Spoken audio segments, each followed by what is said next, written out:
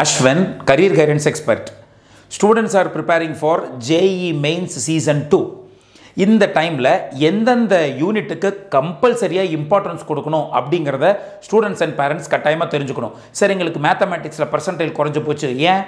முக்கியமான யூனிட்டை படிக்காமல் விட்டதுனால அல்லது ப்ராக்டிஸ் பண்ணாமல் விட்டதுனால. அதே மாதிரி தான் ஃபிசிக்ஸ்லையும் அதே மாதிரி தான் கெமிஸ்ட்ரிலையும். ஸ்டூடெண்ட்ஸ் வந்து ஜென்ரலாக இதை புரிஞ்சுக்கிட்டாங்கன்னா எந்த யூனிட்டுக்கு இம்பார்ட்டன்ஸ் அதிகமாக கொடுக்குறாங்கன்னு தெரிஞ்சுக்கிட்டா இன்னும் கொஞ்சம் அவங்களுக்கு ப்ரிப்ரேஷனுக்கும் ஈஸியாக இருக்கும். அதே போல் லாஸ்ட் மினிட்ல ரிவைஸ் பண்ணுறதுக்கும் இது ரொம்ப ரொம்ப யூஸ்ஃபுல்லாக இருக்கும். அப்படிங்கிறதுனால குயிக்காக நம்ம அனாலிசிஸ் பண்ணி ஒவ்வொரு யூனிட் வைஸ் எத்தனை கேள்விகள் வந்து JEE மெயின் சீசன் 1ல் கேட்டிருந்தாங்க அப்படின்னு பார்த்தோம். அதுவும் இல்லாமல் இதுதான் கடைசி 3-4 வருஷமாக கேட்டிருக்காங்கன்னு பார்க்குறப்போ கிட்டத்தட்ட இந்த யூனிட்டுக்கு கொடுக்கக்கூடிய இம்பார்ட்டன்ஸ் அப்படியே தான் இருக்கிறது. அதனால ஸ்டூடெண்ட்ஸ் பொறுத்த வரைக்கும் ஃபிசிக்ஸில் எந்த யூனிட்டுக்கு இம்பார்ட்டன்ஸ் அதிகமாக கொடுக்க வேண்டும் என்றால் மெக்கானிக்ஸ் 1, அதாவது உங்களுக்கே தெரியும் டோட்டலாக வந்து 12 ஷிஃப்ட்ஸு, ஒரு ஷிஃப்ட்டில் வந்து 30 கேள்வி கேட்டிருப்பாங்க 6 நாள் நடந்த பரீட்சையில். அப்போது 12 × 3 = 360. 360 கேள்விகளில் எந்தெந்த யூனிட்லேருந்து எத்தனை கேள்விகள் கேட்கப்பட்டிருக்கிறதுன்னு என்று பார்க்கும் பொழுது மெக்கானிக்ஸ் 1லிருந்து 101 கேள்விகள் வந்திருக்கிறது. அப்போ ஸ்டூடெண்ட்ஸ் கம்பல்சரியாக கான்சென்ட்ரேட் பண்ண வேண்டிய யூனிட் ஃபஸ்ட்டு மெக்கானிக்ஸ் 1. அதற்கப்புறம் எலக்ட்ரோ மேக்னட்டிசத்திலிருந்து 99 கொஷின்ஸ் வந்திருக்குது. அதுக்கப்புறம் வந்து முக்கியமாக தெர்மோடைனமிக்ஸு, மெக்கானிக்ஸ் 2 இதையெல்லாம் நீங்கள் நன்றாக பார்க்க வேண்டும். ஷிஃப்ட் வைஸ் கேள்விகள் கேட்கப்பட்டிருக்கிறது எவ்வளோ அப்படின்னு பார்த்துருக்குறோம். 24th வந்து ஃபஸ்ட் ஷிஃப்ட், செகண்ட் ஷிஃப்ட், அது மாதிரி 25, 26, 27, 28, 29 இதுதான் வந்து பார்த்தீங்கன்னா ஒவ்வொரு ஷிஃப்ட்டுக்கும் கேட்கப்பட்ட கேள்விகளுடைய எண்ணிக்கை, அதாவது யூனிட் வைஸ் போட்டிருக்கிறோம். If you want you can take the screenshot of it so that you can analyse whether you are going in the right path or not அப்படிங்கிறத பார்த்துக்கலாம். ரைட், அடுத்து வந்து பார்த்தீங்கன்னா கெமிஸ்ட்ரியை பொறுத்த வரைக்கும் இருக்கிறதே 3 யூனிட் தான். Physical chemistry, organic chemistry and inorganic chemistry. So இதில் வந்து அதிக கேள்விகள் அப்படிங்கிறது எந்த இடத்துலையுமே அப்படின்னு இல்லாமல் 3க்குமே ஈக்குவல் இம்பார்ட்டன்ஸ் கொடுத்திருப்பதாக நாம் இந்த இடத்தில் பார்க்கிறோம். Physical 120, inorganic 113 and organic chemistry 127. Total marks வந்து 360.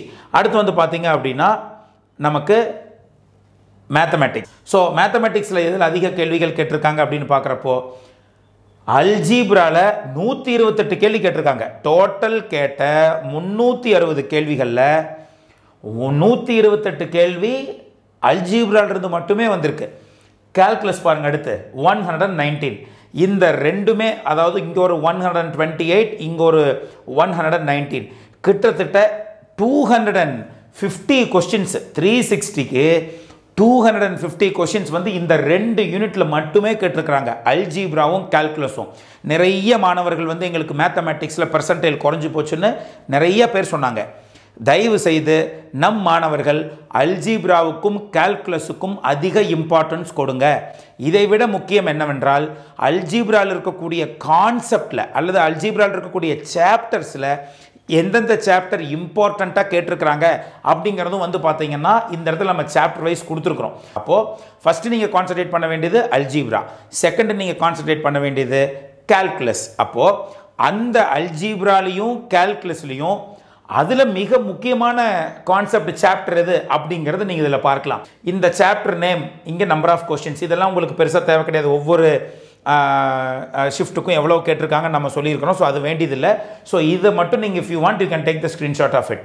So chapter name, top most concept எதுனா அப்ளிகேஷன் ஆஃப் டெரிவேட்டிவ்ஸ் அதிக கேள்வி கேட்டிருக்கிறாங்க சாப்டரில்.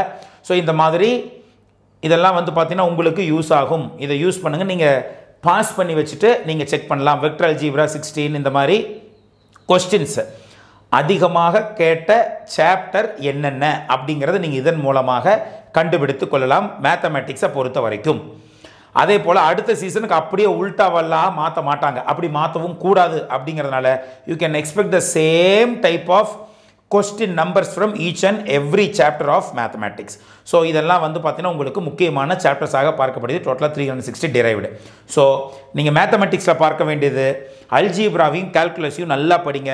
அந்த அல்ஜீப்ரா கால்குலஸில் ரொம்ப ரொம்ப முக்கியமான சாப்டர் எதுங்கிறத இதன் மூலமாக நீங்கள் கண்டுபிடித்துக் கொள்ளலாம். அதே போல் ஃபிசிக்ஸில் இம்பார்ட்டன்ட் சாப்டர் என்ன அப்படிங்கிறத பார்த்துக்கோங்க. இதை ரெண்டையும் மட்டும் பாருங்கள். Chapter name, number of questions. So அந்த யூனிட்டை பொறுத்த வரைக்கும் மெக்கானிக்ஸ் 1 அண்ட் எலக்ட்ரோமேக்னட்டிசம் அதிக கேள்விகள் கேட்டிருந்தாலும் அதில் இருக்கக்கூடிய இம்பார்ட்டன்ட் சாப்டர் என்னங்கிறதை நீங்கள் பார்க்குறப்போ இன்னும் கொஞ்சம் உங்களுக்கு மார்க் வாங்குறதுக்கு யூஸ்ஃபுல்லாக இருக்கும். கரண்ட் எலக்ட்ரிசிட்டியில் 26 கேள்விகள் கேட்டிருக்காங்க. இதுதான் அதிக கேள்விகள் கேட்ட ஒரு சாப்டராக பார்க்கப்படுகிறது. நீங்கள் அப்படியே அதை பார்த்தீங்க அப்படிங்கிற பட்சத்தில் you can take the screenshot of it, அல்லது இந்த வீடியோ பாஸ் பண்ணி வச்சு இதெல்லாம் நீங்கள் செக் பண்ணிக்கோங்க. அதிக கேள்விகள் கேட்ட சாப்டர்ஸ் என்னென்ன, அதாவது ஃபர்ஸ்ட் சீசனை பொறுத்த வரைக்கும் அப்படின்னு பார்க்குறப்போ உங்களுக்கு இது ரொம்ப யூஸ்ஃபுல்லாக இருக்கும்.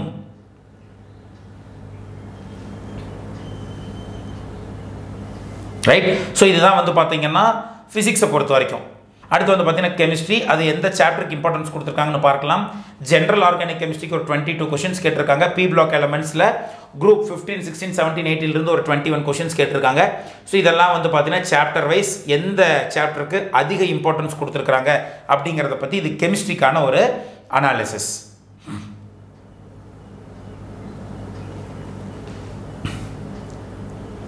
ஹோப் இந்த சாப்டரில் நீங்கள் கரெக்டாக கோ த்ரூ பண்ணுங்கள்.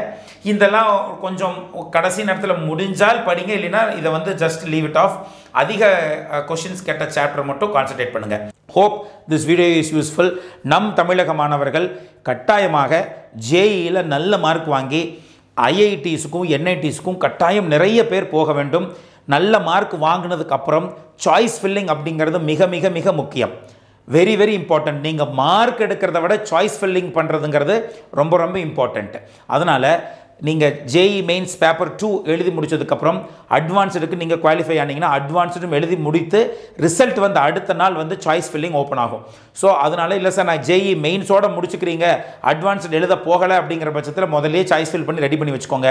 இல்லை சார் நாங்கள் அட்வான்ஸ்டு எழுத போகிறோம்னா அட்வான்ஸ்டு முடிஞ்சதுக்கப்புறம் சாய்ஸ் ஃபில் பண்ணி வச்சுக்கோங்க. Choice filling is very very very much important step. இப்போ நாம் வந்து வருஷம் லாஸ்ட் இயர் வந்து பார்த்தீங்கன்னா கிட்டத்தட்ட 300+ ஸ்டூடெண்ட்ஸுக்கு வந்து நம்ம சாய்ஸ் ஃபில் பண்ணி கொடுத்தோம்.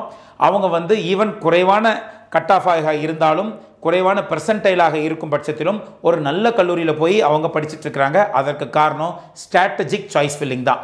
அதனால் ஸ்ட்ராட்டஜிக் சாய்ஸ் ஃபில்லிங் அப்படிங்கிறது மிக மிக இம்பார்ட்டன்ட். நீங்கள் குறைவான மார்க் வாங்கியிருக்கிறீங்க அப்படின்னு ஃபீல் பண்ணுறதை விட ரைட்டான கரெக்டாக சாய்ஸ் ஃபில் பண்ணிங்கன்னா ஒரு நல்ல கல்லூரிக்கு செல்ல முடியும் என்பதை மறந்து விடாதீர்கள். ஸோ இதுவும் வந்து நிறைய பேரண்ட்ஸ் அண்ட் ஸ்டூடெண்ட்ஸ் வந்து சாய்ஸ் ஃபில்லிங் எப்படி பண்ணுறதுன்னு எங்கிட்ட கேட்டுகிட்டே இருந்தாங்க. அதனால் அவர்களுக்கு இந்த message. So stay tuned with our channel for further JEE updates. Until then, it's bye from Ashwin.